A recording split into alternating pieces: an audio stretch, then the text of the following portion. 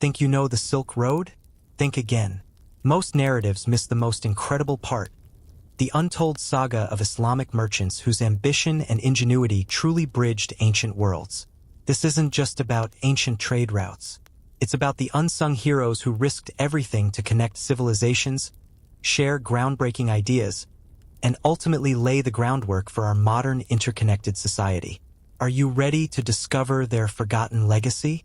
Close your eyes for a moment and imagine a world where distance meant everything. Imagine a time when traveling from one city to another could take months, even years, and the journey itself could cost you your life. Now imagine the kind of person who would choose that journey anyway, not once but over and over again. These were the Islamic merchants of the Silk Road, traders and travelers who carried more than silk and spices across the ancient world.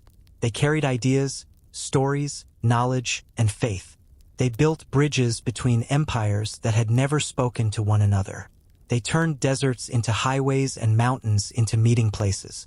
Their story is not one of conquest or war, though those things touched their lives. It is a story of patience, courage, and an unshakable belief that the world was worth exploring. Tonight, we will walk with them, slowly and gently, through sand and snow, through bustling markets and quiet caravanserais, through triumph and loss, and through a legacy that still shapes the world we live in today. The world before the road. Long before the Silk Road became a name, long before caravans of camels stretched across horizons like moving rivers, the world was a collection of separate places. China sat in the east, a land of emperors and philosophers, guarded by mountains and deserts. Rome stood in the west, mighty and proud, its roads connecting an empire that believed itself the center of all things. Between them lay Persia, India, and the vast steppes where nomads roamed. These worlds knew almost nothing of one another. A Roman citizen could live and die without ever hearing of China. A Chinese scholar might never learn of Rome. The goods that did travel between them moved through many hands, changing owners so many times that no one knew where they truly began. Silk from China might pass through 10 different traders before reaching Rome, and each trader only knew the person who sold it to them and the person they sold it to. Knowledge moved even slower than goods. A discovery made in one land might take centuries to reach another, if it ever did at all.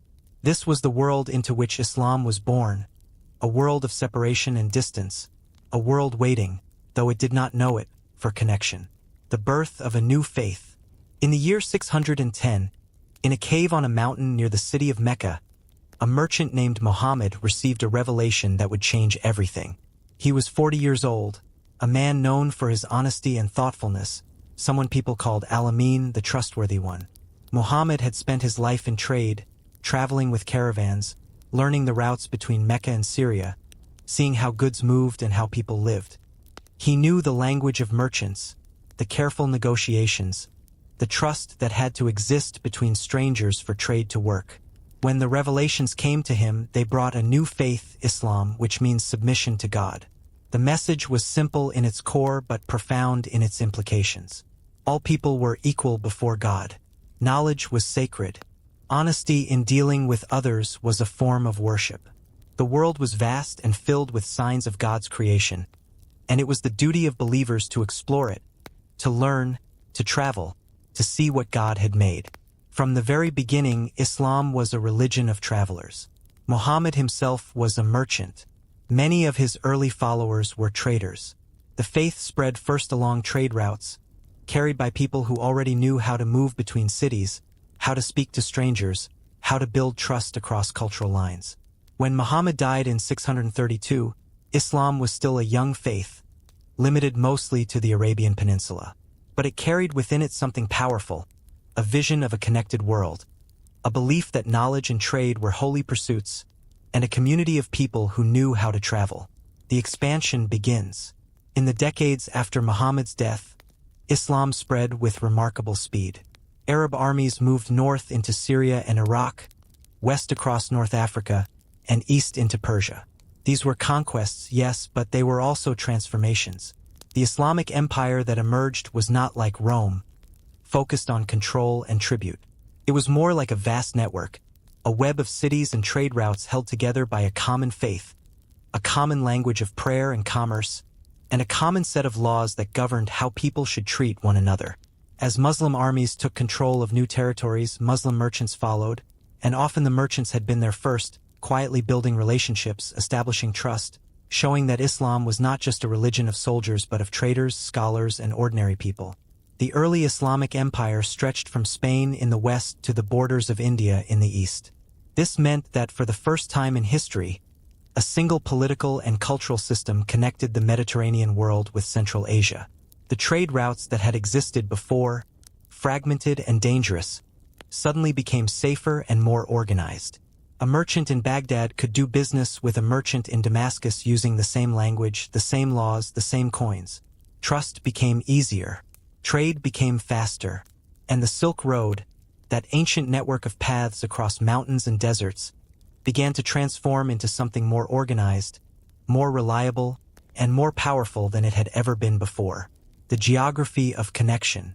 The Silk Road was never a single road. It was a web of routes, branching and reconnecting, stretching across some of the most difficult terrain on Earth. From the cities of China, the routes moved west through the Taklamakan Desert, a place so harsh that its name means, "You go in and you don't come out." Travelers had to choose between a northern route and a southern route, both of which skirted the edges of the desert, following oases where water could be found. Beyond the desert, the routes climbed into the mountains of Central Asia, through passes so high that the air grew thin and cold even in summer. Then they descended into the fertile valleys of Transoxiana, the land beyond the Oxus River, where cities like Samarkand and Bokhara grew wealthy on trade. From there, routes split again. Some went south into India, through mountain passes where bandits waited and avalanches threatened.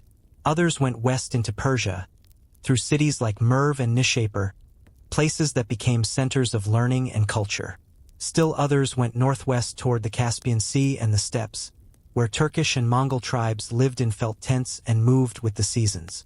Finally, the routes reached the eastern shores of the Mediterranean, cities like Damascus and Antioch, and from there, goods could travel by ship to Egypt, to Constantinople, to Rome, to anywhere in the known world. This was the geography that Islamic merchants mastered. They did not invent the routes, but they perfected them. They built networks of trust that stretched from one end to the other. They learned the languages of every region.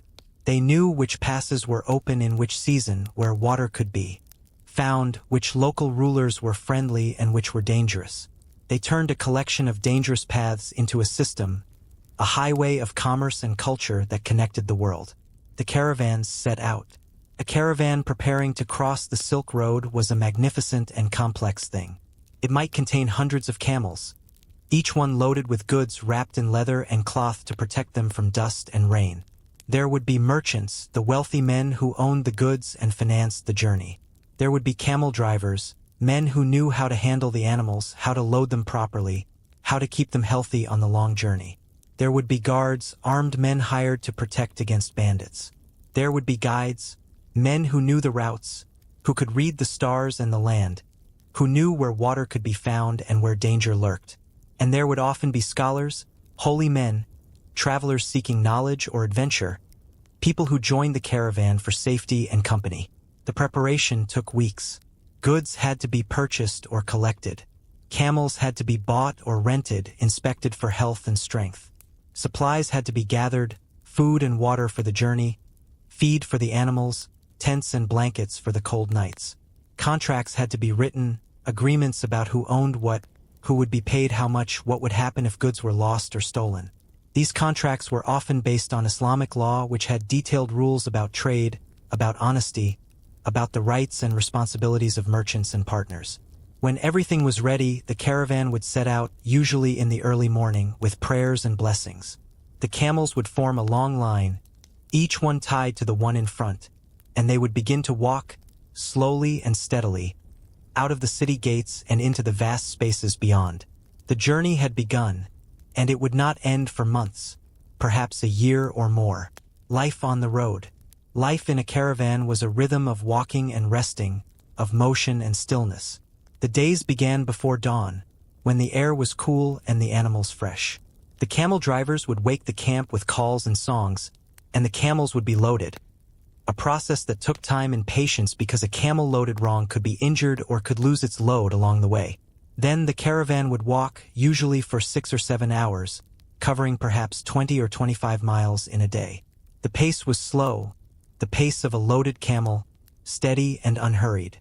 Merchants walked alongside their animals or rode on horseback if they could afford it. They talked, told stories, recited poetry, discussed business. The monotony of the journey was broken by prayers, 5 times a day, when the caravan would stop and the men would perform their ablutions with whatever water they had and turn toward Mecca to pray. These moments of prayer were not just religious observances. They were reminders of identity, of community, of a shared faith that connected these travelers to millions of others across the world. They were also moments of rest, of peace, of stepping out of the constant motion and into stillness. At midday, when the sun was high and the heat intense, the caravan would stop for several hours. Tents would be set up, providing shade. The men would eat, rest, sleep if they could. The camels would be unloaded and allowed to rest as well, though they needed less rest than humans and could go days without water if necessary. In the evening, as the heat faded, the caravan might walk again for a few more hours, or it might make camp for the night. Fires would be lit, meals cooked, stories told. The merchants would discuss the day's progress, the route ahead, any news or rumors they had heard. Scholars would debate points of theology or science. Guards would keep watch, looking for signs of danger. And slowly, as the stars came out and filled the sky with light, the camp would grow quiet, men wrapping themselves in blankets against the cold of the desert night, sleeping until the dawn came and the journey began again. The oases and caravanserais. Every few days, if the route was well-traveled, the caravan would reach an oasis or a caravanserai. These were the lifelines of the Silk Road, the places where travelers could rest, resupply, and recover. An oasis was a place where water came to the surface, where plants grew and people could live. Some oases were just small springs with a few palm trees. Others were substantial towns with markets, mosques, bathhouses, and gardens. A caravanserai was a building designed specifically for travelers, a kind of inn or rest house. The word comes from Persian and means palace of the caravan. Caravanserais were built by local rulers, by wealthy merchants, or by religious foundations as acts of charity. They were usually constructed around a large courtyard, with rooms opening onto the courtyard where merchants could store goods and sleep.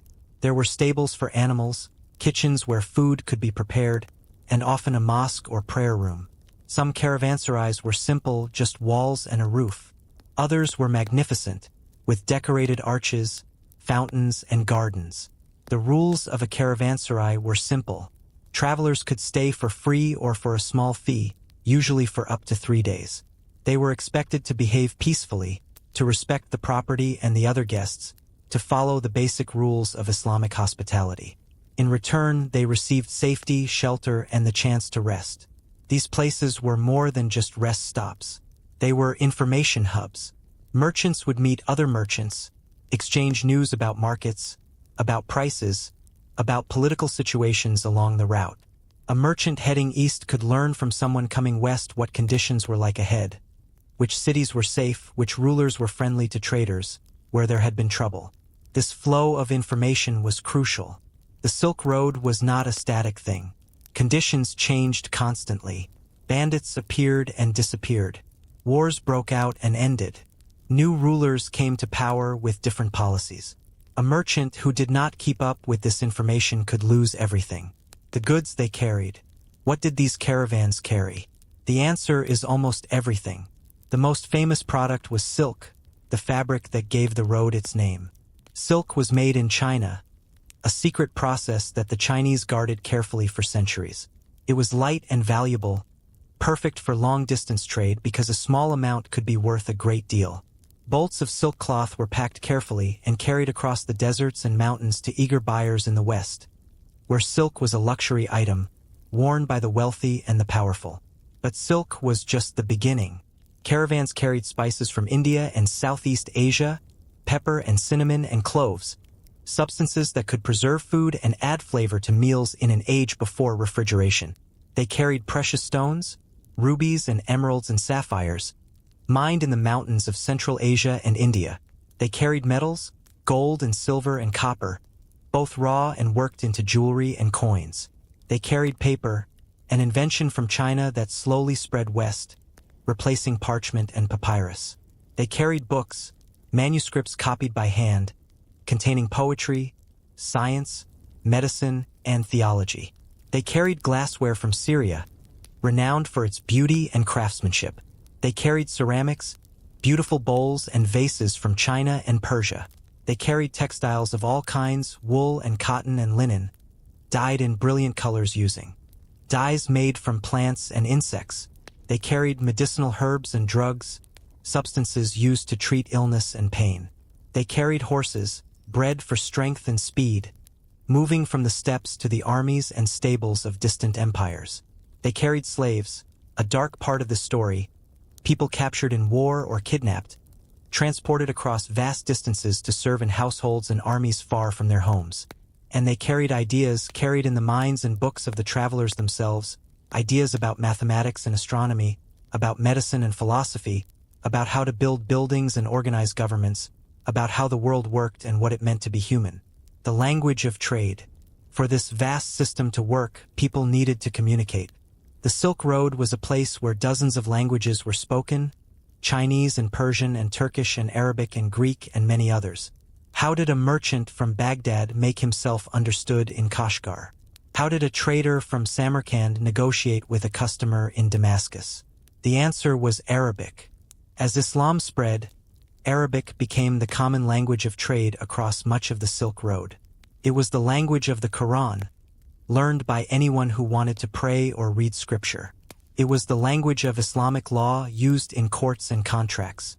And it became the language of commerce, the tongue that merchants from different regions used to communicate with one another. This did not mean everyone spoke Arabic fluently. Most people still spoke their native languages at home and in their local communities. But many people, especially merchants and scholars, learned enough Arabic to do business, to read contracts, to discuss prices and terms. This was a tremendous advantage. It meant that a merchant traveling from one end of the Silk Road to the other could find someone to talk to in nearly every city. It meant that contracts written in one place could be understood and enforced in another. It meant that Islamic law, which had detailed rules about trade and commerce, could be applied consistently across vast distances. This created trust.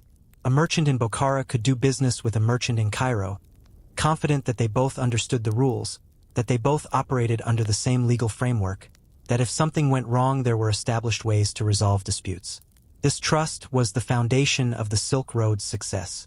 The mathematics of commerce. Trade at this scale required sophisticated mathematics.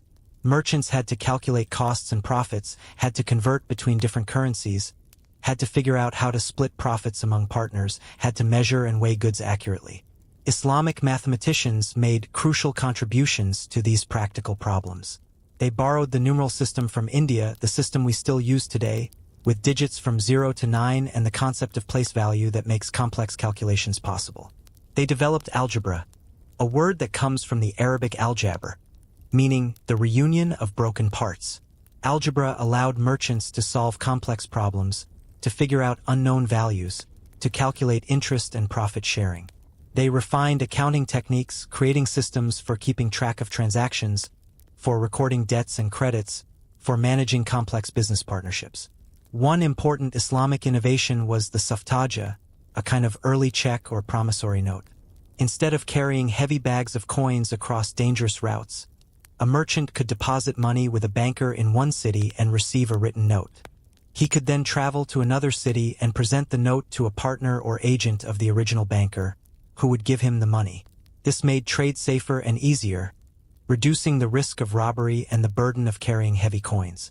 These mathematical and financial innovations were not just abstract theories. They were practical tools that made long-distance trade possible.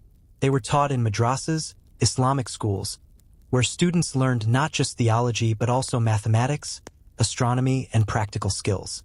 And they spread along the trade routes, carried by merchants and scholars, adopted and adapted by people from different cultures, becoming part of the common toolkit of international commerce. the cosmopolitan cities. Along the Silk Road, cities flourished, becoming cosmopolitan centers where cultures mixed and ideas flowed. Baghdad, the capital of the Abbasid Caliphate, was perhaps the greatest of these. Founded in 762, Baghdad quickly grew into one of the largest cities in the world, with perhaps 1 million residents at its peak. It was built on the Tigris River, perfectly positioned between east and west. Goods flowed into Baghdad from every direction. Merchants came from China and India, from Central Asia and the Mediterranean, from Africa and Europe. The city's markets were legendary. You could find goods from every corner of the known world. The city was also a center of learning. The House of Wisdom, established by the Caliph Al-Mamun, was a great library and translation center where scholars worked to translate texts from Greek, Persian, Sanskrit, and other languages into Arabic. Works of philosophy, mathematics, medicine, and science were preserved and studied. Scholars from different faiths, Muslims, Christians, Jews, and others, worked together, debating ideas and pushing the boundaries of knowledge. Samarkand, in Central Asia, was another great cosmopolitan center. It sat at the crossroads of multiple trade routes, a natural meeting place for caravans from every direction. The city was renowned for its beauty, its gardens and palaces, its skilled craftsmen who produced paper, textiles, and metalwork of exceptional quality. Samarkand was a place where Persian, Turkish, and Chinese cultures met and mixed. You could hear a dozen languages in the markets. You could taste foods from across the world. You could see architectural styles borrowed from different traditions, blended into something new and unique. Bokhara, also in Central Asia, became a major religious and intellectual center. Its madrasas attracted students from across the Islamic world. Its mosques were famous for their beauty and their scholarship. The city produced some of the greatest minds of the Islamic Golden Age, physicians and philosophers and poets whose works influenced the entire world. In these cities, the work of the Silk Road was not just about moving goods. It was about creating spaces where different people could meet, where ideas could be exchanged, where new syntheses could emerge. A Chinese traveler in Baghdad might learn about Greek philosophy. A Persian merchant in Samarkand might hear about Indian mathematics. A scholar in Bokhara might study medical texts translated from Greek and add insights from Islamic traditions. These cities were laboratories of culture, places where humanity experimented with diversity and discovered that mixing traditions could create something richer than any single tradition alone. The spread of knowledge. Among the most important things that traveled the Silk Road were ideas and knowledge. Islamic merchants and scholars carried books and learning across vast distances, preserving ancient wisdom and adding new discoveries. Consider paper, invented in China around the 1st century. The knowledge of how to make paper traveled slowly west along the Silk Road. By the 8th century, papermaking had reached Samarkand, where skilled craftsmen set up mills and refined the process. From Samarkand, the knowledge spread to Baghdad and other Islamic cities. Paper was cheaper and easier to produce than parchment or papyrus, the writing materials used in the Mediterranean world. This meant that books became more affordable. More people could own books, could read, could write. The spread of paper was one of the keys to the Islamic Golden Age, enabling the explosion of written knowledge that characterized that era. Mathematics is another example. Indian mathematicians had developed a sophisticated number system and made important discoveries in algebra and trigonometry. Islamic scholars encountered this knowledge through trade contacts with India. They studied it, translated it, expanded on it, and then carried it further west. Muhammad ibn Musa al-Khwarizmi, a scholar working in Baghdad in the 9th century, wrote influential books on algebra and on the Indian numeral system.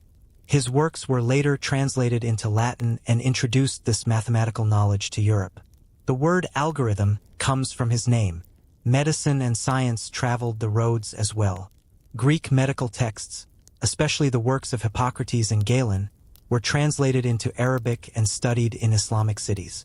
Muslim physicians added their own observations and experiments, developing new treatments and surgical techniques. Ibn Sina, known in the West as Avicenna, wrote a comprehensive medical encyclopedia called the Canon of Medicine that became the standard medical textbook across the Islamic world and later in Europe for centuries. Astronomy was another field that benefited from Silk Road exchange. Islamic astronomers built observatories, made careful measurements of the stars and planets, and developed sophisticated mathematical models to predict celestial movements. They combined knowledge from Greek, Indian, and Persian sources, adding their own observations and calculations. Their work was essential for navigation, for creating accurate calendars, and for the practice of astrology, which was taken seriously in that era. All of this knowledge traveled the Silk Road, carried by merchants who were also scholars, by students seeking teachers, by books transported carefully in caravans, by conversations in marketplaces and caravanserais. The Islamic merchants were not just moving goods. They were moving human understanding itself, connecting the wisdom of different civilizations and creating a shared intellectual heritage. The faith travels too. Islam itself was one of the most significant things that traveled the Silk Road. Merchants were often the first to bring the faith to new regions. Their presence in foreign cities created Muslim communities, which built mosques and established Islamic practices. Local people, seeing the merchants, observing their behavior, their honesty in business, their devotion to prayer, their sense of community, became curious. Some converted. Small Muslim communities grew into larger ones. Over generations, entire regions gradually became predominantly Muslim. This was especially true in Central Asia. Cities like Bokhara and Samarkand were originally Buddhist or Zoroastrian. But as Muslim merchants settled there, as trade with the Islamic world increased, as the benefits of being part of the vast Islamic commercial network became clear, more and more people converted. By the 10th century, much of Central Asia was Muslim. The process was usually gradual and peaceful. There were incentives to convert. Muslims paid lower taxes in Islamic states. Being Muslim made it easier to do business with other Muslims, to be trusted, to be part of the network. But there was also genuine spiritual appeal. Islam's message of equality, its emphasis on direct relationship with God without intermediaries, its clear moral teachings, its sense of belonging to a worldwide community, all of these resonated with people. Sufi mystics, Muslim holy men who emphasized personal spiritual experience and often traveled the roads as wandering teachers, also played a crucial role in spreading Islam. They met people in villages and towns, told stories, performed acts of charity and healing, and showed through their lives what it meant to be Muslim. Their approach was often more accessible than formal theology, more focused on love and devotion than on law and doctrine. The result was that by the height of the Silk Road's prosperity, Islam stretched from Spain to China, creating a vast cultural and religious zone that facilitated trade and communication. A Muslim merchant from Morocco could travel to Indonesia and find mosques where he could pray, communities where he could stay, people who shared his basic worldview and values. This religious unity was a powerful force for connection. The role of women. The story of the Silk Road is often told as a story of men, of male merchants and travelers. But women played important roles as well, though their stories are less often recorded. Some women traveled the routes themselves. Wealthy women might join caravans, traveling in covered litters carried by camels, accompanied by servants and guards. They might be going on pilgrimage to Mecca or traveling to visit family, or moving to a new city with their husbands. These journeys were difficult and dangerous, but women undertook them nonetheless. Women were also crucial in the cities along the route. They managed households, which in wealthy merchant families were complex enterprises. They oversaw servants, managed finances, arranged marriages, and maintained social networks. The hospitality that was so important to Silk Road culture, the welcoming of travelers and guests, was largely organized and carried out by women. Some women were merchants themselves, especially in textiles, a trade that was often associated with women because textile production, spinning, and weaving was traditionally women's work. A woman might own workshops, employ weavers, and sell cloth in local markets or to traveling merchants. Islamic law gave women the right to own property, to conduct business, and to keep their own earnings, rights that were not universal in the medieval world. Women were also scholars and poets, though fewer in number than men. Some learned to read and write, studied religious texts, and even taught in informal settings. Their contributions are less visible in the historical record, but they were there, part of the great movement of people and ideas along the roads. The role of women reminds us that the Silk Road was not just a route for trade and diplomacy. It was a route for families, for whole communities in motion, for the continuation of ordinary life across extraordinary distances. The challenges of the journey. Despite all the organization, all the knowledge, all the networks of trust, the journey along the Silk Road was profoundly dangerous. Travelers faced threats from nature and from human beings. The deserts were merciless. Water was scarce, and a caravan that miscalculated or got lost could die of thirst. Sandstorms could rise suddenly, blinding travelers, separating people from their caravan, burying paths and landmarks. The heat during the day could be deadly, and the cold at night in some deserts could freeze water solid. The mountains were equally dangerous. High passes were often blocked by snow for much of the year. Avalanches could sweep away entire caravans. The thin air at high altitudes made breathing difficult and could cause sickness. Narrow paths along cliff edges meant that a single misstep, by a person or an animal, could result in a fatal fall. Bandits were a constant threat. Despite the guards that caravans hired, despite the efforts of local rulers to keep routes safe, there were always outlaws who saw a caravan as an opportunity. Bandits might attack directly, with force of arms, or they might use trickery, posing as friendly locals or as fellow travelers, waiting for a moment of vulnerability. A successful bandit attack could mean the loss of goods, injury, or death. Disease was another enemy. Closed living conditions in caravans and cities meant that illnesses spread quickly. There was no understanding of germs or viruses. Medical knowledge, though advanced for its time, was limited.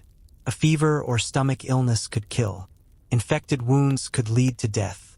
The plague, that terrible disease that would devastate Europe and Asia in later centuries, traveled along the Silk Road, carried by fleas on rats that lived in grain supplies.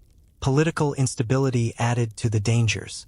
A route that was safe one year might become impassable the next because of war or because a new local ruler decided to extract high tolls or was hostile to foreign merchants.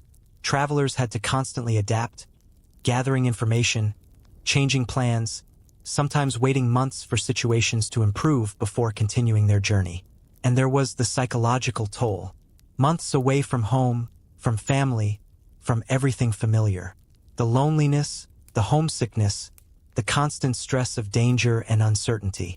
Some travelers kept journals, wrote poetry, found solace in prayer and in the company of fellow travelers. But it was hard, deeply hard, and many who set out did not return. The Mongol transformation. In the 13th century, everything changed. The Mongols, nomadic tribes from the steppes north of China, united under a leader named Genghis Khan and began a campaign of conquest that would create the largest land empire the world has ever seen. The Mongol armies swept across Asia with terrifying speed. They conquered China, Central Asia, Persia, and even reached Eastern Europe. Cities that resisted were destroyed. Populations were massacred. The violence was immense, and the destruction of cities like Samarkand and Bokhara was devastating. But something unexpected happened. The Mongols, once they had conquered, proved to be highly supportive of trade. Genghis Khan and his successors understood that trade brought wealth, and they wanted their empire to be prosperous. They established laws protecting merchants. They built roads and maintained caravanserais. They created a postal system, with stations where messengers could change horses, enabling fast communication across vast distances. They enforced peace across the empire, a peace known as the Pax Mongolica, the Mongol peace. This meant that for the first time, a merchant could travel from the Black Sea to China under the protection of a single political authority. The risks of banditry decreased. The need to negotiate with dozens of different local rulers disappeared. Travel became faster and safer than it had been in centuries. Islamic merchants were among the major beneficiaries of this Mongol peace. They had the experience, the networks, the knowledge of routes and languages. Under Mongol rule, they expanded their operations, traveling further and carrying more goods than ever before. Some Islamic merchants became advisors to Mongol rulers, helping to administer the empire's finances and trade policies. The Mongols themselves were religiously tolerant. They practiced their own shamanistic traditions but did not impose them on conquered peoples. Christians, Muslims, Buddhists, and others lived side by side in the Mongol Empire. This tolerance facilitated exchange and cooperation. The Mongol period also saw the most famous travel account of the Silk Road, that of Marco Polo, a Venetian merchant who traveled to China and back between 1271 and 1295. His account, though not without exaggerations and errors, gave Europe its first detailed look at the wonders of the East, at the wealth of China, the extent of the Silk Road, and the possibilities of long-distance trade. Islamic merchants had been making similar journeys for centuries, but their accounts were mostly written in Arabic and Persian and did not reach European audiences in the same way. The height of exchange.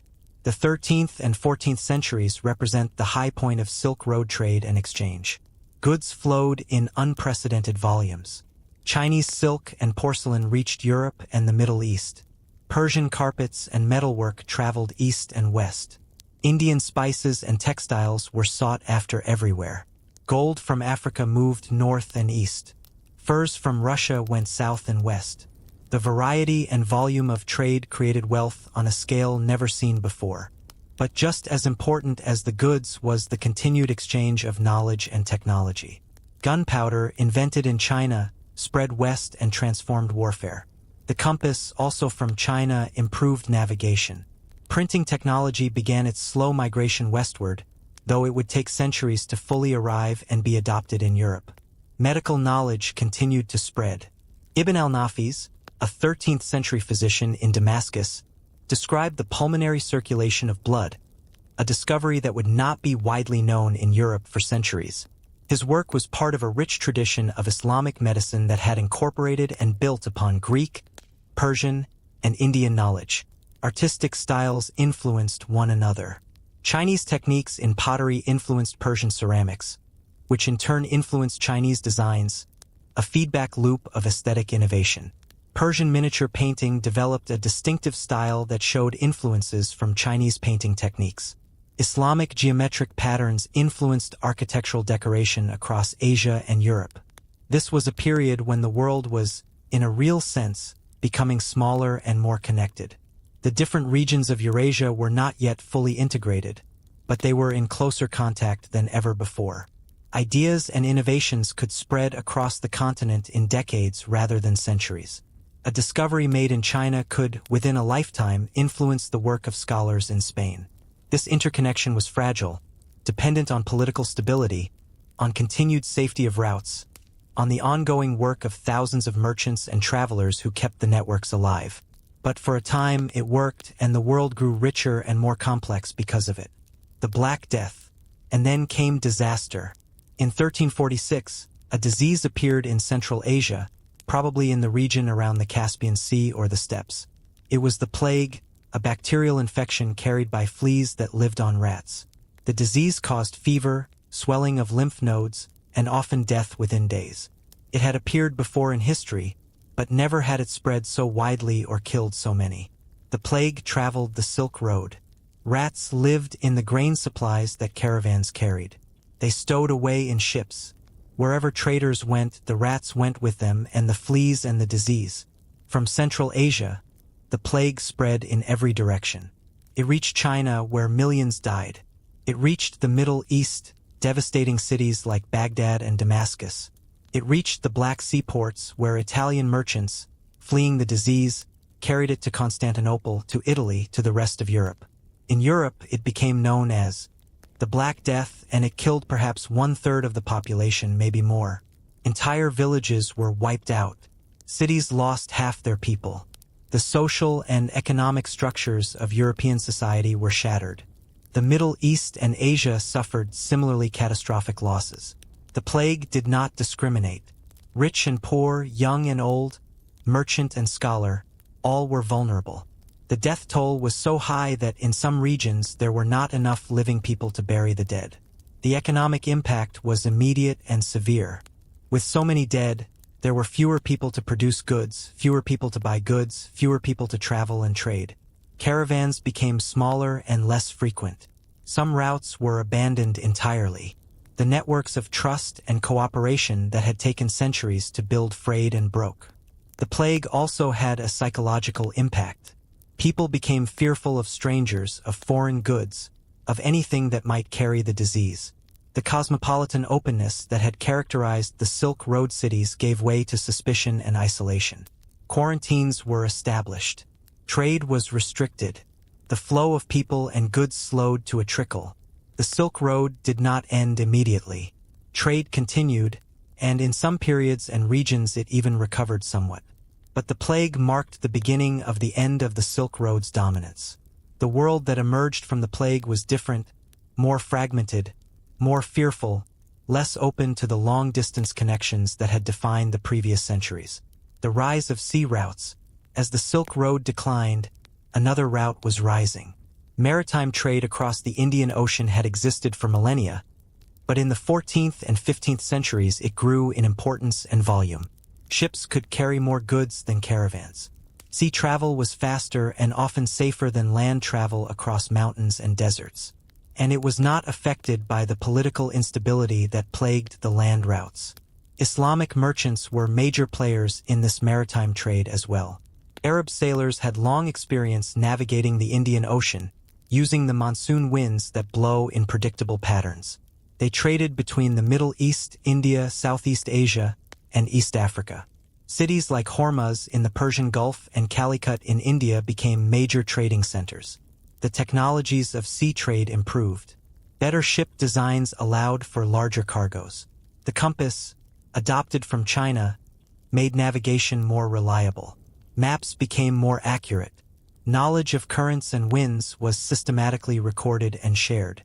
But the sea routes, while they carried goods, did not carry quite the same level of cultural and intellectual exchange as the land routes had. A sailor might spend weeks at sea without setting foot on land, and when he did reach port, he might stay only long enough to trade and resupply before leaving again. There were fewer opportunities for the sustained interaction, the long conversations in caravanserais, the slow building of relationships that had characterized the Silk Road. Moreover, the sea routes would soon be dominated by new players. In 1498, Vasco da Gama, a Portuguese explorer, sailed around the southern tip of Africa and reached India. This opened a new maritime route from Europe to Asia, one that bypassed the Middle East entirely. European powers, especially Portugal and later the Netherlands and England, began to establish their own trading networks in the Indian Ocean, using superior naval technology and military force to dominate trade. Islamic merchants found themselves increasingly sidelined. The European powers were not interested in the cooperative networks that had characterized Silk Road trade. They wanted monopolies, exclusive control of valuable goods like spices. They established colonies, conquered ports, and used violence to enforce their dominance. The era of Islamic commercial dominance was coming to an end, not because Islamic merchants lacked skill or ambition, but because the political and technological landscape was shifting in ways that favored European powers. The Ottoman consolidation. While the old Silk Road declined and European powers rose in the Indian Ocean, another Islamic power was consolidating control over much of the old Silk Road territory. The Ottoman Empire, ruled by a Turkish dynasty, expanded rapidly in the 14th, 15th, and 16th centuries. The Ottomans conquered Anatolia, the Balkans, the Arab lands of the Middle East, and North Africa. By the 16th century, the Ottoman Empire controlled the eastern Mediterranean, the Black Sea, and much of the old western portion of the Silk Road. The Ottomans maintained and even improved some of the infrastructure of trade. They built caravanserais, maintained roads, and enforced laws that protected merchants. Istanbul, the Ottoman capital, formerly known as Constantinople, became a major commercial center, a place where goods from Asia, Europe, and Africa met and were traded. But the Ottomans also centralized control in ways that limited the independence of merchants. Taxes were high. Regulations were strict. The Ottoman state wanted to control and profit from trade rather than simply facilitate it. This was a different model from the more decentralized, merchant-friendly networks of the earlier Islamic period. Moreover, the Ottomans and the European powers were often at war. The Mediterranean became a battleground. Trade between the Ottoman Empire and Europe, while it continued, was complicated by political tensions, by mutual suspicion, by piracy and naval warfare. The easy flow of goods and ideas that had once characterized the Silk Road was harder to maintain in this environment of conflict. Inside the Ottoman Empire, trade continued, and the empire remained wealthy and powerful for centuries. But it was not the expansive, connecting force that the early Islamic empires had been. It was more defensive, more focused on holding and controlling territory than on reaching outward, on exploring and connecting with distant lands. The legacy in science and learning. Even as the physical routes of the Silk Road declined, the intellectual legacy of the Islamic Golden Age, which had been built on Silk Road exchange, continued to influence the world. European scholars in the Renaissance were rediscovering the classical knowledge of Greece and Rome, but they were doing so largely through Arabic translations and commentaries. The works of Aristotle and other Greek philosophers had been preserved and studied in the Islamic world while they were largely forgotten in Europe. When European scholars began to seek out this knowledge, they found it in Arabic texts, which they then translated into Latin. Islamic contributions were not just about preservation. Muslim scholars had added extensive commentaries, had corrected errors, had integrated insights from other traditions. The European rediscovery of classical learning was actually an encounter with a synthesis, a fusion of Greek, Persian, Indian, and Islamic thought. In mathematics, the impact was profound. The number system we use today, the algebra that is foundational to modern mathematics and science, the trigonometry essential for astronomy and navigation, all of these came to Europe through the work of Islamic mathematicians, who had themselves built on knowledge from India and Greece. In medicine, Islamic texts remained authoritative in European universities into the 17th century. The Canon of Medicine by Ibn Sina was a standard textbook. Surgical techniques developed by Islamic physicians were studied and adopted. In astronomy, Islamic astronomical tables and instruments were used by European astronomers. The names of many stars are still Arabic words.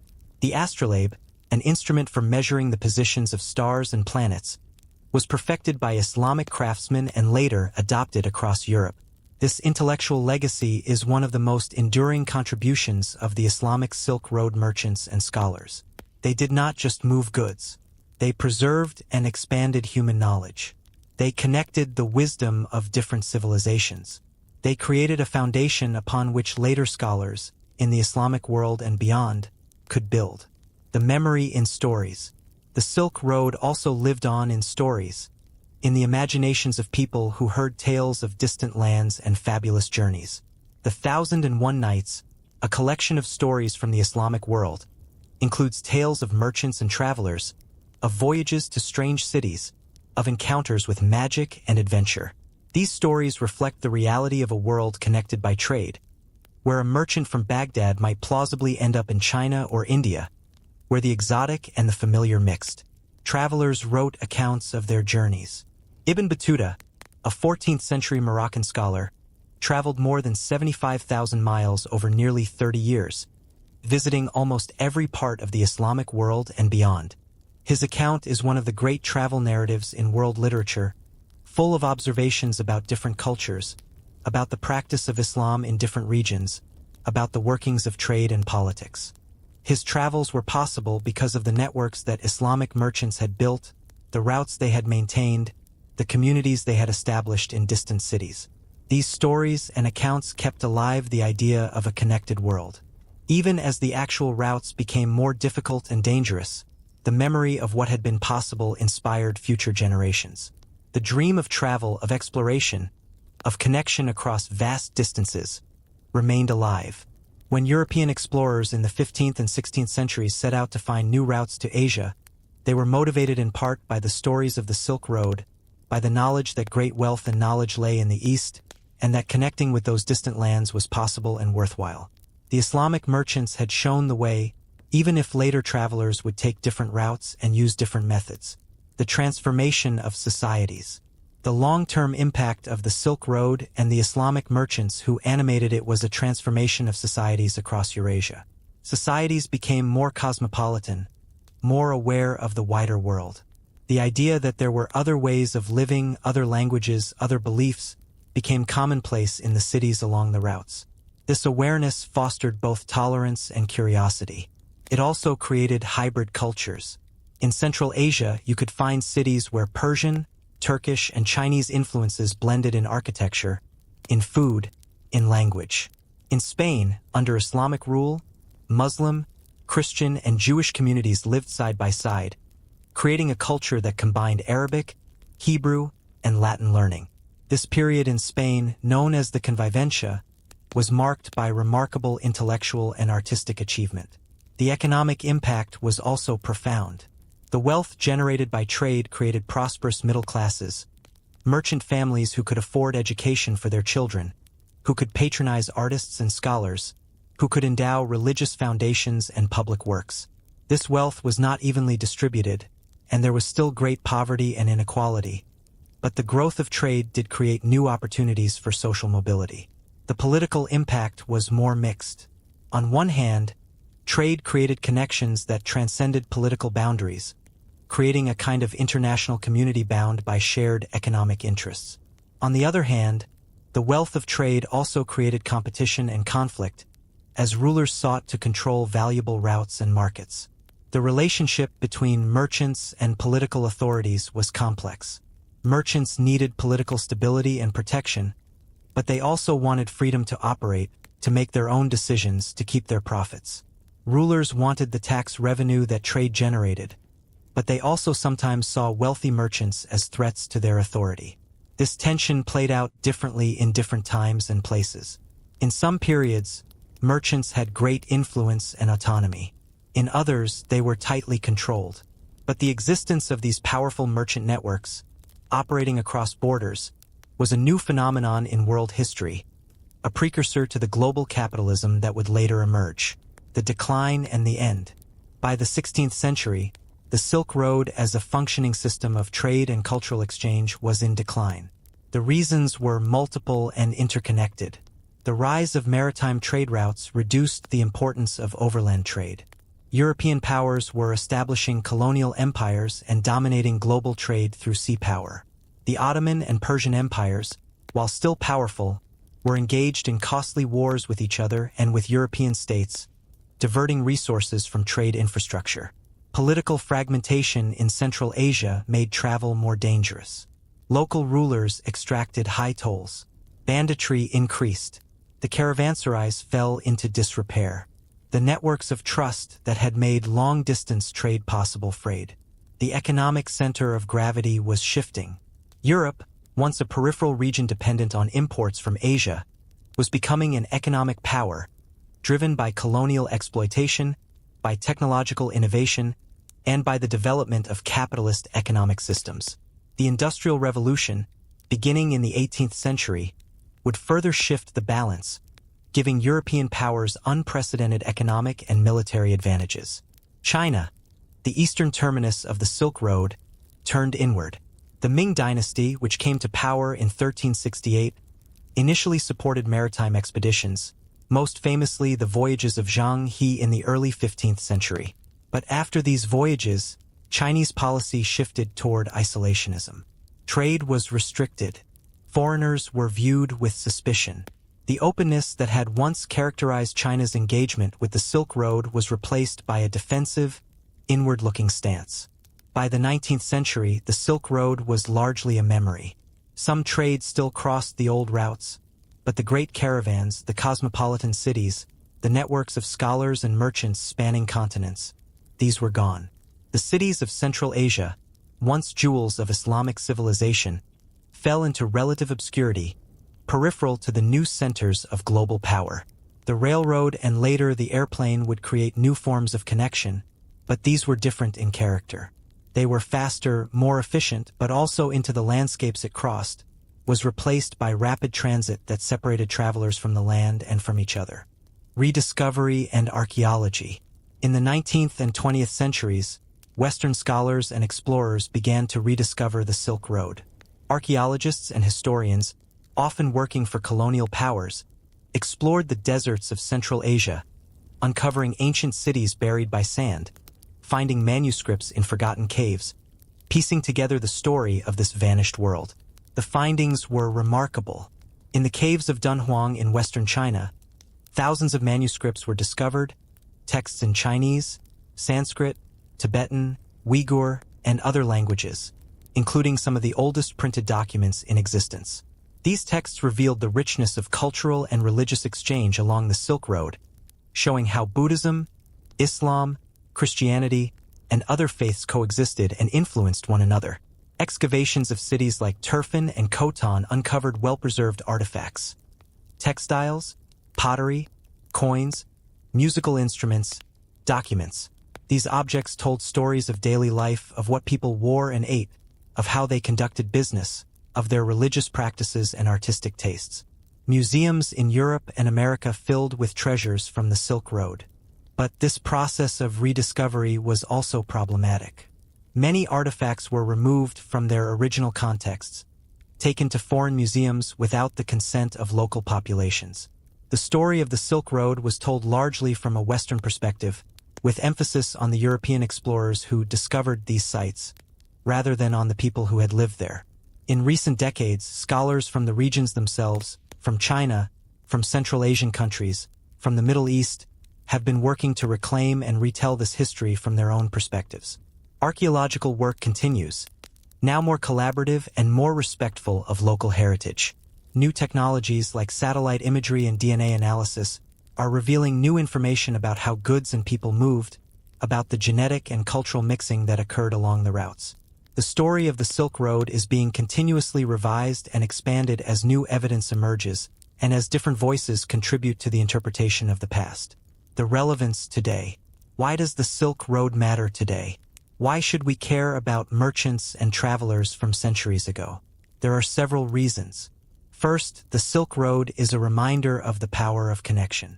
In an age of globalization, when we debate the benefits and costs of international trade, of cultural exchange, of immigration and movement, the Silk Road offers a historical perspective. It shows us that connection across cultures can create prosperity, can spread knowledge, can enrich human experience. But it also shows us the challenges, the inequalities, the conflicts that can arise from connection. Second, the story of Islamic merchants on the Silk Road challenges stereotypes.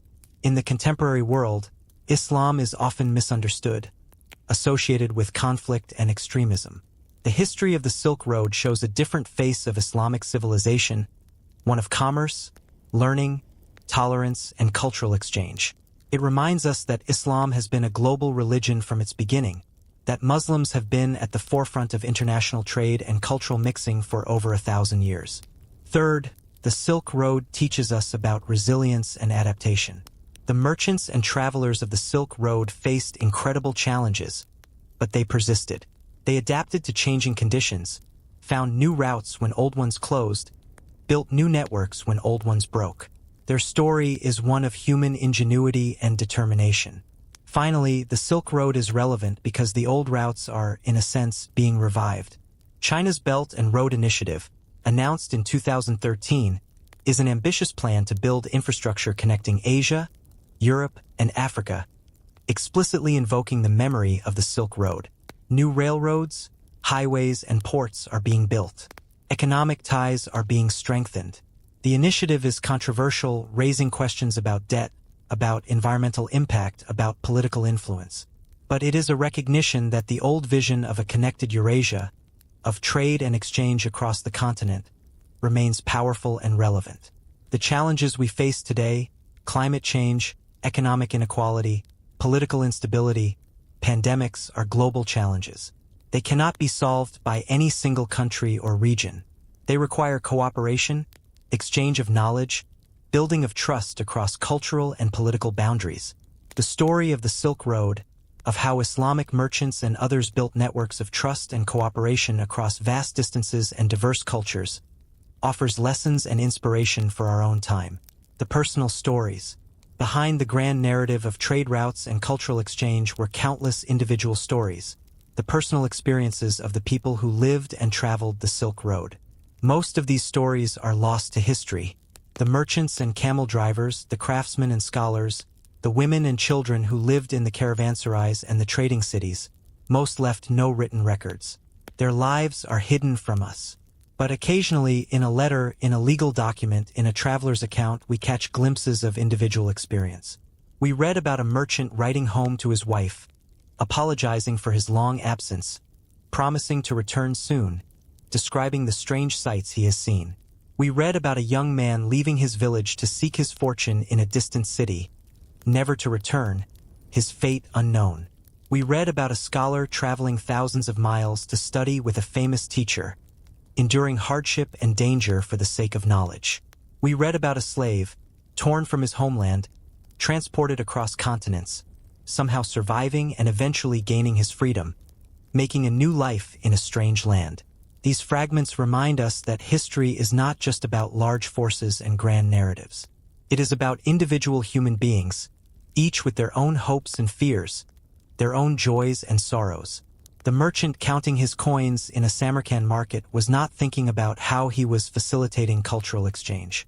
He was thinking about his profit, about his family, about the dangers of the road ahead. The woman weaving silk in a Chinese workshop was not thinking about how her product would be worn by a Roman senator. She was thinking about her tired hands, about the quota she had to meet, about what she would eat for dinner. And yet, together, all these individual actions, all these personal decisions, wove together into something larger, into a system that connected the world, that spread ideas and goods and faiths, that changed the course of human history. This is the paradox and the wonder of history, that the largest transformations are built from the smallest actions, that world-changing forces emerge from the daily choices of ordinary people. The environmental impact. The Silk Road also had environmental impacts, some of which we are only beginning to understand. The movement of people and animals across landscapes changed those landscapes. Overgrazing by the herds of animals that accompanied caravans contributed to desertification in some regions. Forests were cut for timber to build caravanserais and cities. Water resources were diverted and managed to support the populations of trading cities in arid regions, sometimes leading to the depletion of aquifers and the drying up of rivers. The introduction of plants and animals to new regions changed ecosystems. Crops cultivated in one region were carried to others. Fruit trees from Central Asia were planted in the Middle East and Europe. Rice cultivation techniques spread. These agricultural exchanges were often beneficial, increasing food security and dietary diversity. But they also sometimes led to the displacement of native species and the alteration of ecosystems. The plague, as we mentioned, was an environmental catastrophe of the highest order, though its origins were natural. But the spread of the plague was facilitated by human trade networks. The rats and fleas that carried the disease traveled with caravans and ships. In a very real sense, the plague was a side effect of globalization, of the increased connectivity that the Silk Road represented. This reminds us that connection has costs as well as benefits. The networks that brought silk and spices and knowledge also brought disease. The trade that created wealth also consumed resources. There is no simple morality tale here, no easy judgment. The Silk Road was neither wholly good nor wholly bad.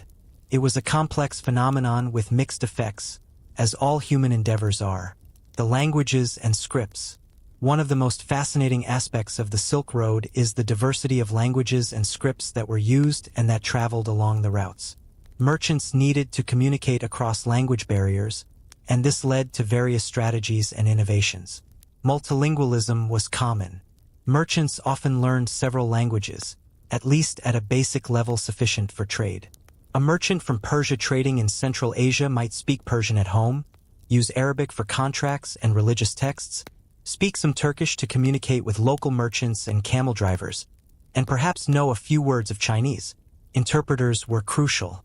Caravans often included people who specialized in languages, who could facilitate communication between merchants from different regions. These interpreters were cultural mediators as well as linguistic ones, explaining customs and expectations, helping to avoid misunderstandings. Writing systems also spread along the Silk Road. Arabic script, because of the spread of Islam and the use of Arabic as a language of commerce and religion, was adopted by many languages. Persian, Urdu, and eventually Turkish were written using modified Arabic scripts. This created a visual unity across the Islamic world, even among people who spoke different languages. Chinese characters influenced writing systems in East Asia. Sogdian script, used by merchants from Central Asia, was adapted from an ancient Semitic script and in turn influenced the scripts used for Uyghur, Mongolian, and Manchu languages. The Silk Road was a zone of linguistic creativity and borrowing. Words traveled with goods. The English word orange comes ultimately from Sanskrit through Persian and Arabic. The word sugar has a similar trajectory. Lemon, cotton, spinach, algebra, admiral, and countless others are words that traveled the Silk Road, entering European languages from Arabic, which had often borrowed them from Persian, Sanskrit, or other languages. This linguistic legacy is all around us, invisible but pervasive, a reminder that our languages, like our cultures, are products of mixing and exchange. The art and aesthetics. The Silk Road was also a conduit for artistic styles and aesthetic ideas.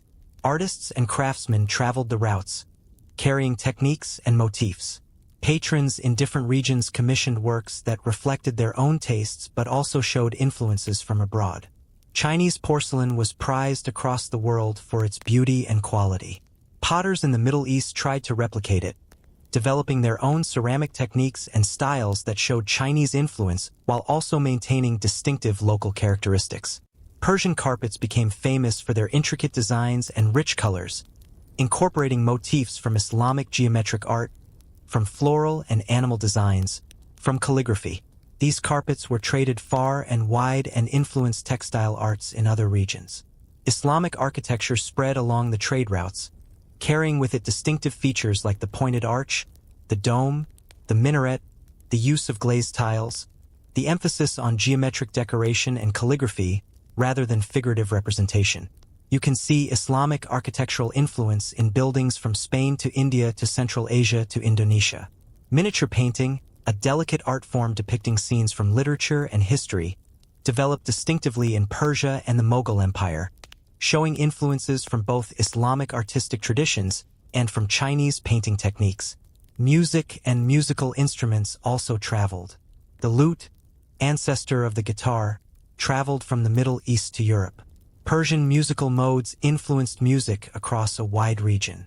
Poetry traveled as well, recited and performed, translated and adapted, influencing literary traditions across languages.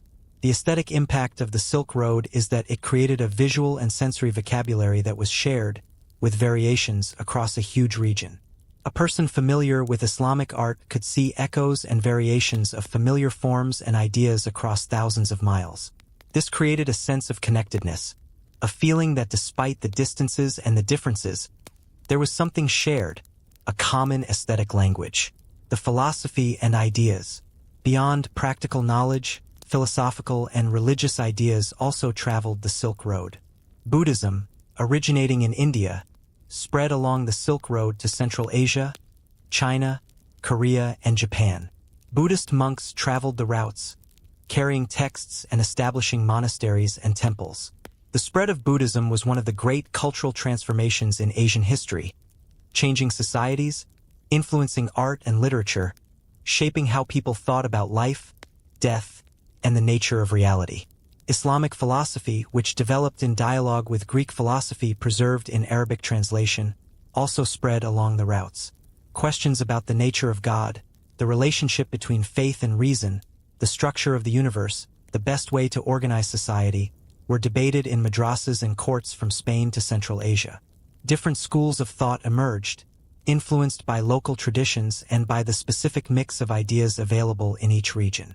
Confucian ideas from China, Zoroastrian ideas from Persia, Hindu ideas from India, all circulated and influenced one another. The result was not a homogenization, not everyone thinking the same way, but it was a shared conversation, a sense that there were big questions that humanity was grappling with, and that insights from different traditions could contribute to understanding. The Silk Road fostered a kind of intellectual cosmopolitanism, a recognition that wisdom could come from many sources, that truth was not the exclusive possession of any single culture or tradition. This attitude, though never universal and often contested, was a remarkable achievement, a kind of openness that is still inspiring today. The decline of memory. For several centuries, the Silk Road was largely forgotten in the regions that had not been directly part of it. In Europe, by the 17th and 18th centuries, the medieval connections to Asia via the overland routes were distant memories. Trade with Asia continued, but via sea routes controlled by European powers. The stories of the Silk Road became legendary, almost mythical, rather than historical. In China, the Silk Road was also increasingly seen as part of a distant past. The Qing dynasty, which ruled from the 17th century until the early 20th century, maintained control over some of the old Silk Road territories in Central Asia, but this was more about political control than about trade and cultural exchange. The old cosmopolitan openness gave way to a more hierarchical view, with China at the center and other regions as tributaries or peripheral. In Central Asia itself, the decline of the Silk Road trade led to economic hardship. The cities that had thrived as trading centers became less important. Some were abandoned. Others shrank to a fraction of their former size. The region became a backwater, caught between the expanding Russian Empire from the north and the Persian and Chinese empires to the south and east. The memory of the Silk Road's glory days persisted in local traditions and stories, but it was a memory of loss, of a golden age that had passed. Only in the late 19th and 20th centuries, as scholars began to study and excavate the sites of the Silk Road, did the full scope of what had been achieved become clear again. And even then, the story was often told in ways that minimized the contributions of Islamic merchants and scholars, emphasizing instead the roles of Chinese, European, or other actors. Reclaiming the full story, recognizing the central role that Islamic civilization played in creating and sustaining the Silk Road, has been a gradual process, one that continues today. Lessons in trust and cooperation. One of the most important lessons from the Silk Road is about trust and cooperation. Long-distance trade requires trust. A merchant sending goods with a caravan or entrusting money to a correspondent in another city needs to believe that he will be treated fairly, that contracts will be honored, that disputes will be resolved justly. This trust was built through multiple mechanisms. Islamic law provided a shared legal framework. Contracts were written and witnessed, creating enforceable obligations. Reputation mattered immensely. A merchant who cheated or lied would lose his reputation, and in a world where reputation was everything, this could mean the end of his business. Networks of family and community reinforced trust. Merchants often worked with relatives or with people from their hometowns or religious communities. These connections created additional incentives for honest behavior, because cheating someone was not just a business matter but a betrayal of family or community. Institutions like the Caravanserai and the Waqf, the Islamic Charitable Foundation, created public goods that benefited everyone. These were often funded by wealthy individuals or by the state, but they served the common interest, creating a shared investment in the system's success.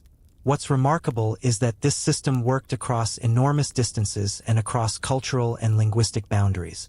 It was not perfect. There were cheats and frauds. There were disputes and conflicts. But on the whole, the system functioned well enough to sustain long-distance trade for centuries. This was not inevitable. It required constant work, constant investment in relationships, constant reinforcement of norms and institutions. The Silk Road teaches us that trust and cooperation are not natural or automatic. They have to be built and maintained.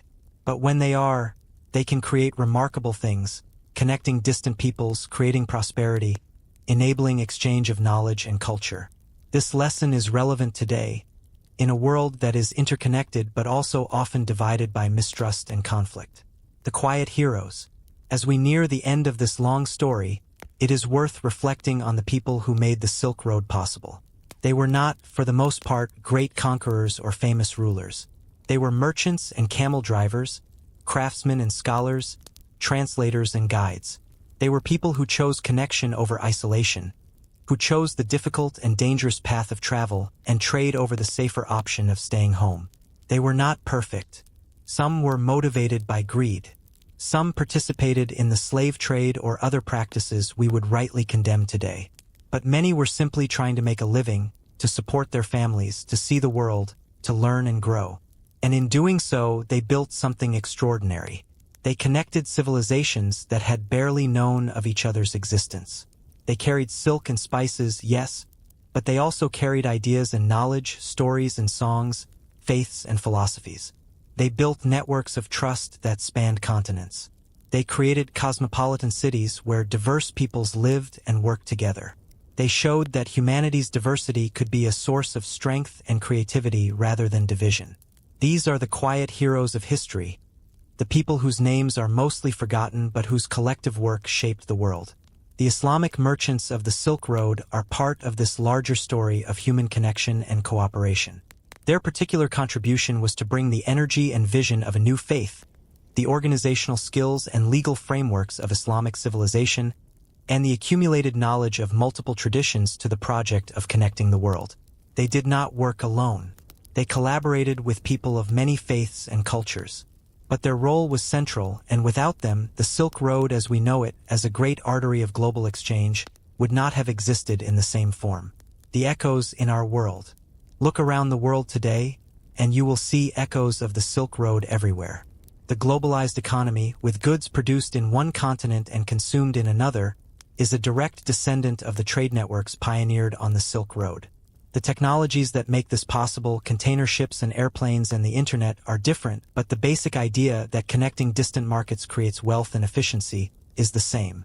The multicultural cities of the modern world, places like London and New York and Dubai, where dozens of languages are spoken and people from every corner of the earth live side by side, are descendants of the cosmopolitan cities of the Silk Road, places like Baghdad and Samarkand where diversity was the norm. The flows of knowledge and ideas across borders, scientists collaborating across continents, students studying abroad, ideas spreading virally on social media. All of this echoes the way knowledge traveled the Silk Road, carried by scholars and books, spreading through networks of learning and curiosity. Even some of the tensions and conflicts of the modern world have roots in the Silk Road era. The relationship between Islam and the West, often portrayed as inherently conflictual, is actually a complex history of exchange and influence as well as conflict. The Silk Road period was a time when Islamic civilization was the bridge between East and West, when much of what Europe knew about Asia came through Islamic intermediaries, when Islamic scholars preserved and expanded the knowledge of ancient Greece. Understanding this history can help us move beyond simplistic narratives of inevitable conflict. The environmental challenges we face, the spread of diseases, the impact of human activity on ecosystems, also have precedence in the Silk Road era. The plague that devastated Eurasia in the 14th century reminds us that increased connectivity brings risks as well as benefits. The task is not to reject connection but to manage it wisely, to build systems that can spread knowledge and prosperity while minimizing harm. The road ahead. What can we learn from the Silk Road as we face the future? First, that connection is possible and valuable. In an age when some advocate for isolation, for building walls and closing borders, the Silk Road reminds us that humanity has always benefited from exchange, from the mixing of ideas and cultures. The challenges we face, from climate change to pandemics to economic inequality, are global and require global cooperation. Second, that trust is essential. The Silk Road worked because people built networks of trust across vast distances and diverse cultures. Today, trust between nations and between peoples is often lacking. Rebuilding trust, creating institutions and norms that foster cooperation, is one of the great tasks of our time. Third, that diversity is a strength. The Silk Road flourished because different cultures brought different knowledge, different skills, different perspectives. The solutions to today's problems will come from diverse sources. We need to listen to voices from every region and every tradition. Fourth, that patience and long-term thinking matter. The networks of the Silk Road were built over centuries. They required sustained effort, the patient accumulation of knowledge and relationships. In our fast-paced world, we often want immediate results. The Silk Road teaches us that the most important achievements take time. Fifth, that individuals matter. The Silk Road was not built by governments or armies alone. It was built by individual merchants and travelers who made choices, who took risks, who believed that connection was worth the cost. Each of us, in our own lives, makes choices about whether to reach out or withdraw, whether to learn about others or remain in our comfort zones. These individual choices, multiplied across millions of people, shape the world. A gentle ending. And so we come to the end of our journey, This long walk through the story of the Silk Road and the Islamic merchants who brought it to life. We have traveled across deserts and mountains, through bustling markets and quiet caravanserais, through centuries of time, watching as brave and ambitious people built networks that connected the world. We have seen the goods they carried, the knowledge they shared, the cities they built, the challenges they faced. We have watched as their world rose to great heights and then declined, as routes shifted and empires fell, as the memory of their achievements faded and then slowly returned. The story of the Silk Road is a story about what human beings can achieve when they choose connection over isolation, when they value knowledge and exchange, when they build trust and cooperation across differences. It is a story with heroes, though their names are mostly forgotten, the merchants and camel drivers, the scholars and translators, the ordinary people who did extraordinary things. It is also a story with lessons for us today, about the benefits and challenges of globalization, about the importance of trust and cooperation, about the value of diversity and the power of individual choices. As you drift towards sleep, let these images and stories settle gently in your mind. Picture the caravans moving slowly across vast deserts, the camels swaying under their loads, the stars bright in the night sky. Picture the cities, with their markets full of color and sound, their mosques echoing with prayer, their gardens offering quiet and peace. Picture the people, so different from us in time and culture, but so similar in their hopes and dreams, their courage and fear, their desire to know and to connect. The Silk Road is gone now, but its legacy remains. Every time we encounter an idea or a product from another culture, every time we reach across differences to connect with another human being, every time we choose curiosity over fear, we are walking in the footsteps of those ancient travelers. Their journey continues in us. Their story is not over. It lives on in the connected, complex, challenging, beautiful world they helped to create. Sleep well, knowing that you are part of this long story, that your choices matter, that the work of connection and understanding continues. The road stretches on and we walk it still,